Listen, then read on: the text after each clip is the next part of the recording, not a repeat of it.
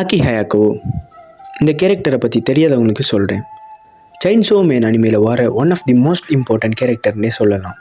இந்த கேரக்டரை ஒரு டெவில் ஹண்டராக தான் இந்த அனிமேல போர்ட்ரேட் பண்ணிருப்பாங்க.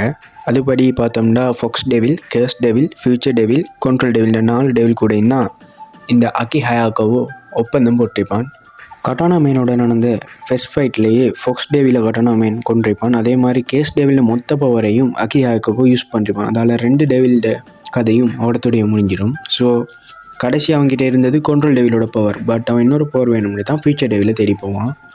கண்ட்ரோல் டெவில்ட பவர் மட்டும்தான் சீரியஸ்லேயே காட்டிருக்க மாட்டாங்க. மற்ற 3 டெவில்ட பவர்ஸையும் காட்டிருப்பாங்க. அதாவது கண்ட்ரோல் டெவில ஒப்பந்தம் இருக்கிறதாவே காட்டிருக்க மாட்டாங்க. இதுக்கான காரணம் என்னென்னா அதை ஃபுல்லாகவே சீசன் 2க்காக வச்சுருக்காங்க. ஏன்னு சொன்னால் ஸ்பாய்லர் அலர்ட், கண்ட்ரோல் டெவிலோட பவர் வேறு யாரையும் இல்லை, அது மக்கிமா தான் கண்ட்ரோல் டெவில்.